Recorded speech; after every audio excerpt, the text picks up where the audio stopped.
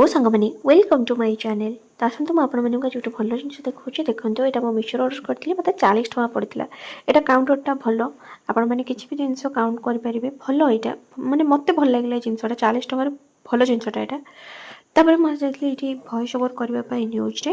ତାପରେ ଫ୍ଲିପକାର୍ଟରୁ ମୁଁ ଆଜି ଗୋଟେ ଜିନିଷ ଅର୍ଡ଼ର କରିଥିଲି, ଯେଉଁଟାକି ଆସିକି ପହଞ୍ଚିଲା। ମୁଁ ଏକ୍ସାଇଟେଡ଼ ଥିଲି ଏଇଟା ଏଥିପାଇଁ କି ଯେ ମୁଁ ପ୍ରଥମ ଥର ଏଇଟା ଟ୍ରାଏ କରୁଥିଲି। ଆଇ ପ୍ୟାଚେସ୍ଟା ଏଇଟା ସୁଇଚ୍ ବିଟ୍ର ଆଇ ପ୍ୟାଚେସ୍ଟା ପ୍ରଥମ ଥର ଟ୍ରାଏ କରୁଥିଲି, ତ ମୋତେ ଜଣା ନଥିଲା ଏଇଟା କେମିତି କ'ଣ, ମୁଁ ଜାଣି ବି ପାରୁନଥିଲି ଏଇଟା କେମିତି ୟୁଜ୍ କରାହେବ, କେମିତି ଲଗା ହେବ, କ'ଣ ହେବ। ତ ଯାହା ବି ଫାଇନାଲି ମୁଁ ଏଇଟା ଲଗେଇ ଦେଇଥିଲି। ତାପରେ ଏଇଟା 15 ମିନିଟ୍ ରହିବାକୁ କହିଥିଲେ, କିନ୍ତୁ ମୁଁ ଅଧଘଣ୍ଟା ରଖିଥିଲି।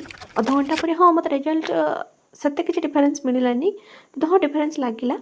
କାହିଁକିନା ଗୋଟେ ଏଇଟା ଗୋଟେ ଆଖିକୁ ଗୋଟେ କୁଲିଂ ଇଫେକ୍ଟ ଦେଉଛି, ମାନେ ଟାୟାର୍ଡ଼ ଆଇଜ୍ ପାଇଁ ଭଲ ଜିନିଷଟା ଏଇଟା।